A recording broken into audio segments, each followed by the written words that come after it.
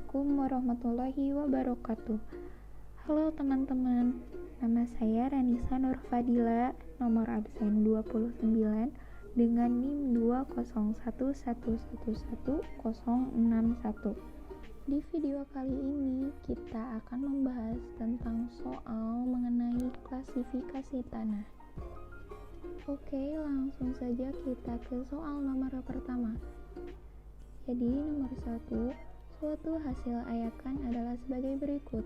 Bisa kalian lihat data di tabel menunjukkan diameter ayakan dan persentase lolos. Dan diketahui juga liquid limit atau LL sebesar 35% dan plasticity limit atau PL sebesar 26%. Kemudian kita mendapatkan data yang pertama, finds atau yang lolos pada ayakan nomor 200. Bisa dilihat di tabel, jika ayakan nomor 200 itu memiliki persentase lolos 12%. Yang kedua, gravel atau kerikil, yang merupakan persentase yang lolos untuk ayakan nomor 10. Kita lihat di tabel, persentase lolos untuk ayakan nomor 10 adalah 100%, sehingga dinyatakan bahwa semua tanah yang diayak pada ayakan nomor 10 itu lolos semua, hingga dinyatakan dalam 0%. Kemudian yang ketiga adalah pasir. Pasir merupakan 100 dikurangi 12% dari yang finds tadi, sehingga didapatkan 88%. Dalam soal diminta yang pertama itu grafik hasil tes ayakan. Jadi saya menginput data dari tabel tersebut ke Excel, kemudian menggunakan skala logaritma sehingga didapatkan grafik hasil tes ayakan seperti dalam yang Anda lihat pada layar. Dalam menentukan CU dan CC, kita membutuhkan data D10, D30, dan D60. Jika dilihat pada grafik, kita menentukan D10 itu berada di bawah angka 20, sehingga didapatkan D10 itu berada di 0,03 mm. Kemudian didapatkan D30 yaitu 0,12 mm. Dan untuk D60 didapatkan 0,26 mm. Untuk selanjutnya kita ditanyakan tentang harga CU dan CC. Kita lihat pada bagan tentang perhitungan hasil tes ayakan. Jadi sesuai dengan data, kita mendapatkan tanah yang lolos di ayakan 200 yaitu 12%, sehingga kurang dari 50%. Kemudian kita juga tahu bahwa pasir lebih banyak daripada kerikil. Untuk itu tanah ini digolongkan sebagai pasir.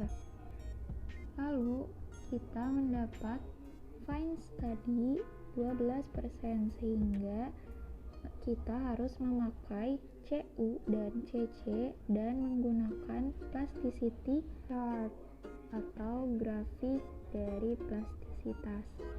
Tadi kita telah mendapatkan data bahwa D10 itu 0,03 mm, D30 0,12 mm, dan D60 0,26 mm.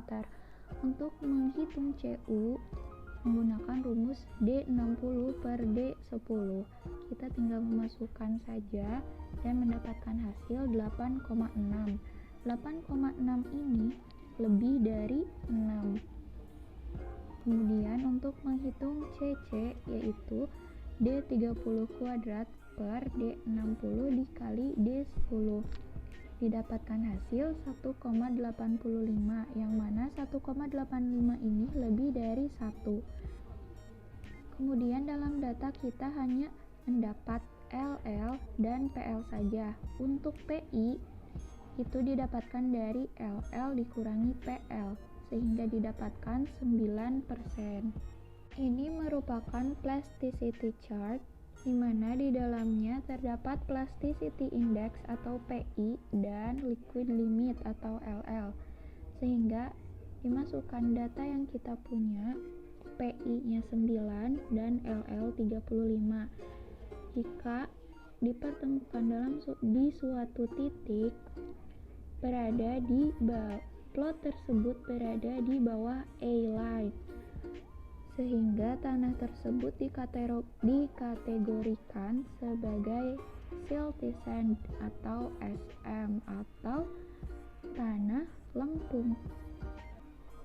Grafik plasticity ini digunakan untuk menentukan klasifikasi tanah metode USCS. Ini merupakan pohon rantai dari USCS, jadi kita tinggal menyocokkan dengan data sehingga nanti kita mendapatkan hasil dari klasifikasi USCS. Nah, tadi kan tanah kita ini berbentuk pasir, berarti kita hanya fokus saja ke bagian sand atau yang bagian bawah. Nah, tanah kita berbentuk pasir, kemudian memiliki fines 12%, berarti kita melaju ke tengah, kemudian mendapatkan CU itu 8,6, yaitu lebih dari 6, dan CC 1,85, sehingga CC ini lebih dari 1, sehingga kita ke atas. Nah, kemudian ada terbagi lagi antara SM atau SC. Sesuai dari plasticity chart tadi, kita mendapat data kita mendapat SM, berarti ke atas. Nah, kemudian terbagi lagi antara gravelnya lebih dari 15% atau gravelnya itu kurang dari 15%. Sesuai dengan data kita, gravel atau kerikil yang kita dapat itu 0%, sehingga kurang dari 15%. Nah, didapat klasifikasinya yaitu SWSM, yaitu well graded sand with salt. Jadi pasir yang bergradasi baik dengan lempung. Selanjutnya, menentukan klasifikasi AASHTO.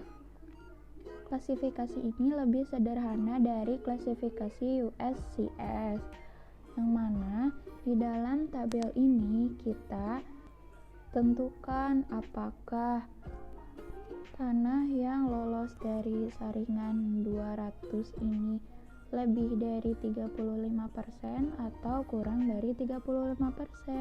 Jika kurang, berada di tabel kiri, jika lebih ada di tabel kanan. Sesuai dengan data yang kita peroleh bahwa yang lolos dari ayakan 200 ini adalah hanya 12%, sehingga kita ambil tabel sebelah kiri. Nah, ini merupakan tabel sebelah kiri. Jadi kita membutuhkan data yang lolos di ayakan nomor 10, nomor 40, dan nomor 200, kemudian liquid limit dan plasticity index. Sesuai data yang kita punya yang ada di sebelah kanan, kita langsung menentukan saja ke A1. Lihat dari A1A memiliki maksimum dari tanah yang lolos saringan ke-10 yaitu 50, sedangkan data kita itu 100%. Maka dari A1A ini sudah tidak cocok lagi, bergeser ke A1B. Dilihat dari saringan nomor 40 yang lolos itu maksimumnya 50, sedangkan yang kita miliki adalah 89%, sehingga tidak termasuk, kita coret. Bergeser lagi ke A3. Kita lihat nomor 40 itu 51, minimum 51%. Termasukkan karena kita memiliki nomor 40 itu 89%. Tetapi pada ayakan nomor 200 di sini tertera maksimum itu 10, sedangkan kita memiliki data 12%, sehingga coret bagian A3 ini. Kemudian bergeser ke A2.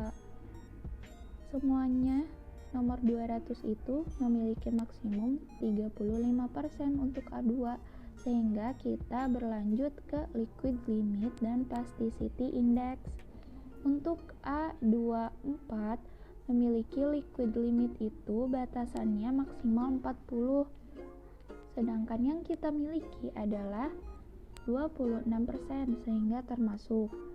Dan plasticity index maksimalnya 10, yang kita miliki adalah 9%, sehingga sudah pasti data yang kita punya ini cocok dengan klasifikasi A24, sehingga menurut klasifikasi AASTHO, tanah tersebut termasuk ke dalam A24. Oke teman-teman, masih semangat kan? Ayo kita lanjut ke soal nomor 2. Untuk nomor 2 soalnya, dari percobaan analisa ayakan diperoleh hasil-hasil sebagai berikut. Di soal hanya tertera diameter ayakan dan berat butiran yang tertahan. Untuk menentukan grafik, kita harus memasukkan itu jumlah persen lolos, sehingga cara mendapatkan jumlah persen lolos itu, pertama-tama kita harus menentukan jumlah berat yang tertahan, yaitu penambahan antara baris ke-1, ke-2, dan seterusnya. Kemudian untuk jumlah persen tertahan itu yaitu rumusnya berat butiran yang tertahan per jumlah berat butiran yang tertahan total dikali 100%, sehingga kita mendapatkan hasilnya. Kemudian untuk jumlah persen lolos tinggal mengurangi antara 100 dikurangi dengan jumlah persen tertahan, sehingga mendapatkan data seperti dalam tabel. Kemudian diketahui liquid limit 24% dan plasticity limit 18%, sehingga mendapatkan plasticity index 6%. Nah, ditanyakan grafik hasil tes ayakan. Ini merupakan data yang saya masukkan ke Excel antara jumlah butiran tertahan dan diameter ayakan, sehingga didapatkan grafik hasil tes ayakan seperti pada layar. Grafik ini juga menggunakan skala logaritma. Kemudian ditanyakan sistem klasifikasi AASHTO. Sebelumnya kita juga telah mengerjakan klasifikasi AASHTO, jadi mudah ya. Tetapi di data tidak ada ayakan nomor 200, sehingga saya mengambil yang mendekati dengan ayakan nomor 200 dengan diameter 0,075, sehingga saya mengambil data dengan diameter yang mendekati yaitu 0,063 yang memiliki jumlah persen lolos 5,22, sehingga kita mengambil sebelah kiri karena kurang dari 35%. Kita membutuhkan yang lolos di ayakan nomor 10, nomor 40, dan nomor 200. Tetapi di tabel hanya diketahui nomor 10 saja. Untuk nomor 40 yang memiliki diameter 0,425 mm, saya mengambil data yang mendekati yaitu 0,5 mm dengan persen lolos 28,35%.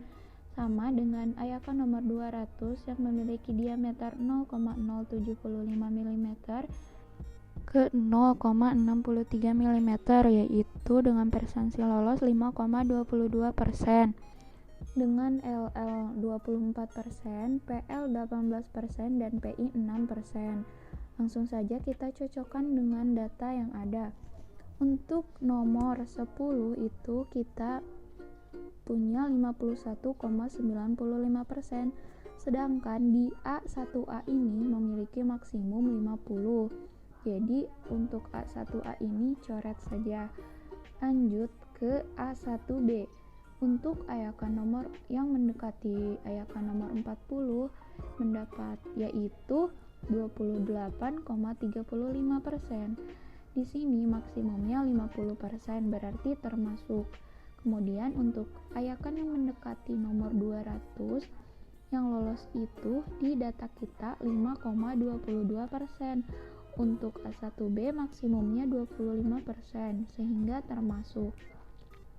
Kemudian untuk plasticity index yang kita punya itu 6% sehingga termasuk ke maksimum 6% ini. Sehingga menurut klasifikasi AASTHO, tanah tersebut termasuk ke A1B. Cukup mudah kan teman-teman? Nah, sekarang kita udah selesai nih ngerjain soal. Gimana, ngerti nggak? Maaf ya kalau saya ada kesalahan dan maaf jika kata-kata saya memusingkan. Terima kasih atas perhatian teman-teman semua. Wassalamualaikum warahmatullahi wabarakatuh.